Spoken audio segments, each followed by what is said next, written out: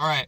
Just watched a horror movie, Good Boy, about it's the perspective of a dog for the whole movie. It was pretty good. I'm not gonna lie. It was good. It was like an hour and 10 minutes. So, if it sucked, didn't really matter. But no, I actually, I enjoyed it. It wasn't the greatest movie, but I think is the guy, David Leonsberg, maybe, I might have forgot.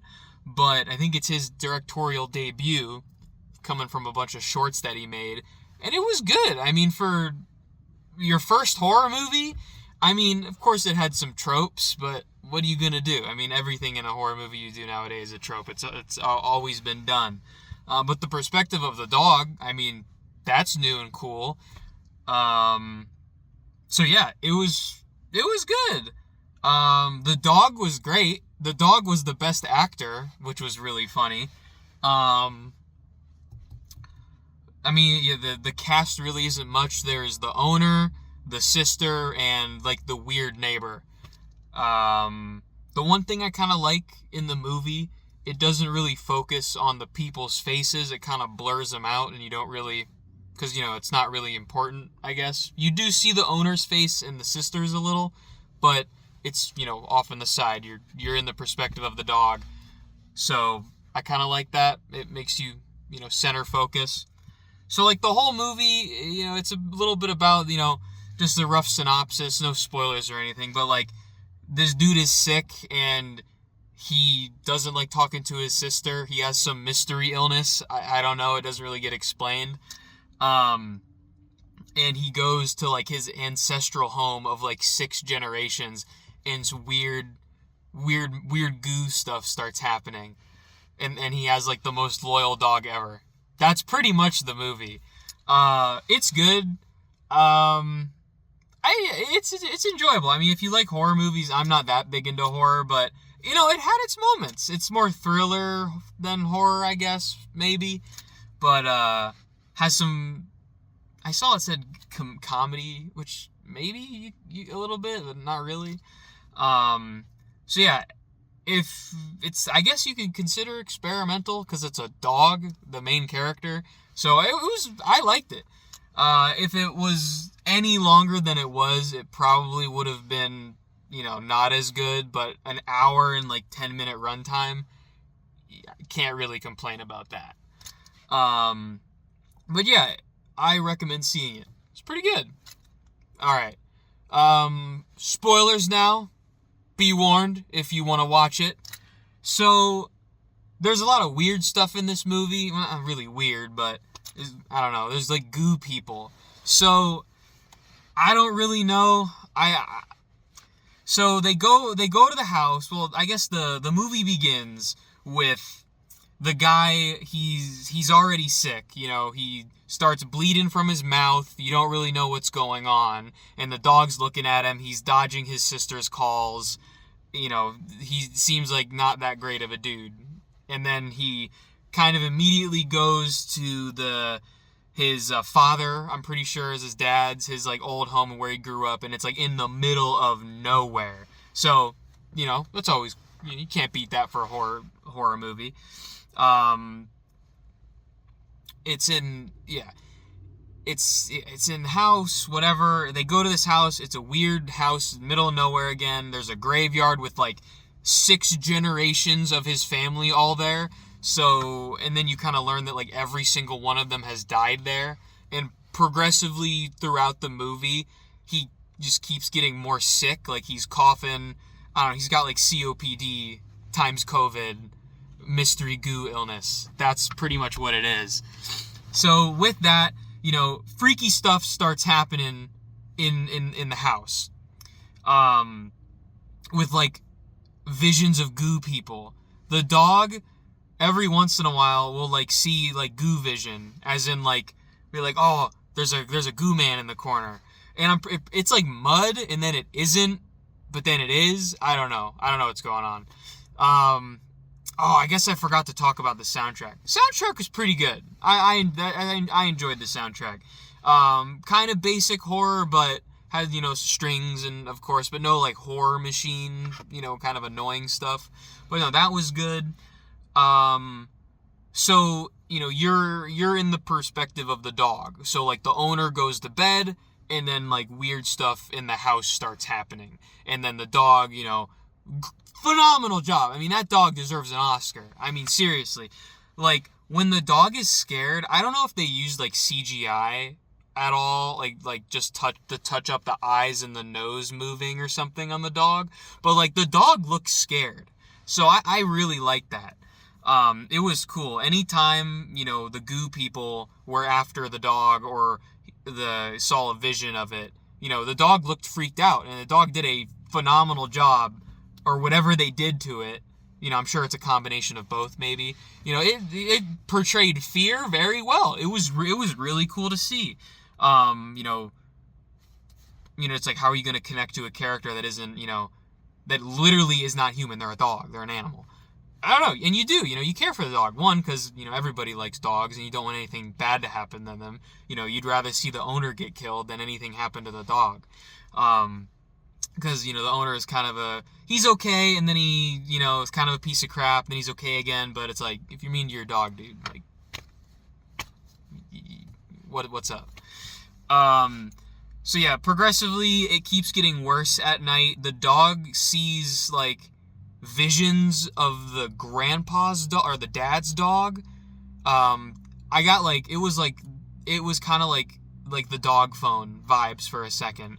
Because, like, he was seeing visions of, like, go here, do this. But it was a golden retriever. So it was the dog phone for a minute. But then that went away. You kind of learn some stuff later, what happens with that. So there's visions of the dad and the golden retriever and some spooky stuff. It's kind of implied in the middle section that the golden retriever died some mysterious way, and the dad is... I always thought, the dad's in the basement. Of course, it's one of those horror movies where something is in the basement. Like, don't go in the basement, Goosebumps book. It's one of those things. And so, more goo things happen. The dog gets scared a bunch. He starts hearing thuds at night. And you see the owner, like, hitting himself against the wall, full force sleepwalking. The dog wakes him up. It's like, dude, what's in that basement? Like, what are we doing? And then, like, you kind of get upset at the dog when you're the one hitting your head against the thing. It's like, come on, man. I know you're dying, but, like, bruh. So, yeah. And then and then it just keeps, more goo vision keeps happening. You keep seeing freaky monsters. Eventually, I will say, I'll bring up the first jump scare. Because there's, like, two really good ones, I would say. One being better. But it's in the first dream sequence with the golden retriever. Our dog, Indy is his name. We're in the perspective of the golden retriever. And it zooms in to the eyeball. So you just see a really close-up shot of the golden retriever's eyeball. And, we have lost the light. Okay. We're back. So, we see the reflection of the dog, of the golden retriever, really zoomed in, and there's no jump scare horn, like, anything like that. It's like this, it's kind of like virtual insanity, where it's like, but, like, not really, it's kind of faster than that. And the goo monster makes, like, a scuttle noise, and, like, ooh, that's what he does to the golden retriever. And it kind of spooked me, I'm not gonna lie. I really liked it, because there wasn't any dramatic, like, Insidious type horn. I like those type of scares, where it just, like, you watch it and it comes at you.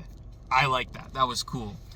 The second one was the dog was having another dream, and it was kind of the same thing done, but just in a different way. The dog looks down the basement in, like, a dream scenario, I'm pretty sure. I forget. But he looks down the stairs, and then the owner, it kind of it's, like, black, and then it flashes with, like, electric pulse on the everywhere, so you can kind of see a little bit. And the guy, like, runs up the stairs like a dog. and it makes like that. It was kind of spooky. But the first jump scare, phenomenal. It was fantastic. And then just throughout the movie, there's just like, oh, the goo man is over here. He's over there on the side. It's stuff like that. But it's good. I was a little confused on, I'm like, how many goo people are there? Because there's like the goo man that looks like the Annihilation monster, with the Natalie Portman movie, like the Entity, whatever that was, the alien, and he's like full black, like very weird.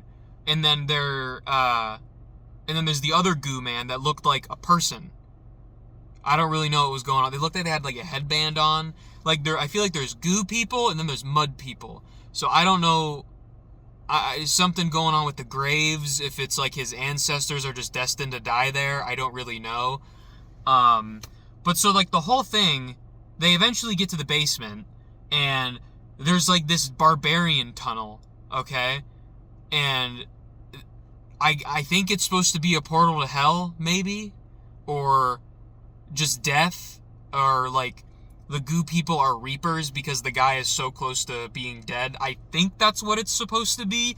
It's like the goo people are like calling him, because he kind of has like this out-of-body experience where, you know, he's touching the dog, but the dog's like, he's like, oh, what's wrong, Indy, what's wrong?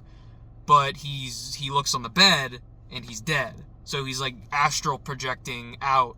And in the beginning of the movie, they talk about how dogs can like sense diseases and all that stuff. So that's like the route they went, that the dog was able to interact with him as a ghost because he died. So I think that's the whole thing, is the goo people were just like death or reaper. And then I guess his family is just like cursed. Maybe. Could be. I guess that's up for interpretation. But so the goo man like fully kind of takes over the owner, and then, you know, he like drags him into the barbarian hole, and then the dog, you know, kind of darts in and takes him out, and he's like, no man, that's it, I'm going, but you gotta stay here. Like we see earlier that there's the skeleton of the golden retriever outside the door, assuming his father or whatever he has said the same thing. So he kind of disappears, goes in the hole, and the dog kind of just waits for him. And it's not it. So you kind of transition to where the dog is just kind of, you know, next scene, dog's waiting there, and then, you know, he's kind of locked in, he can't get out. And then the door later, we don't know how long it is, I'm assuming a few days, the cellar door opens, and it's the sister, she's crying, you know, she sees the dead body, and then also sees the dog, and she's like, you know, come here, Indy, and he's staying there, you know, thinking he's going to be the good, loyal dog, but thankfully, he leaves, which was good. I thought he was going to stay there and not come out, or they were going to do some, like, really cheap, you know, jump scare, he was going to get dragged in at the end. So, it was a good ending. You know, he has a hopefully better owner with the sister. Yeah. This is interesting. Just another way of doing death, I guess, with the goo people. Trying to think of anything else. There was like the spooky tree, the spooky trunk, because that was like foreshadowing, the neighbor was like putting, fox traps around the place, and like throughout the entire movie, he's like, oh, don't let that dog, don't let him in there, you're gonna get that fox trap. That's what he was like. And eventually he does get stuck in the fox trap. It's a whole thing. I always like whenever they have glowing eyes, like in the woods, they do that two times with the fox. Doesn't really mean anything, I think. Or I guess that could be some type of, I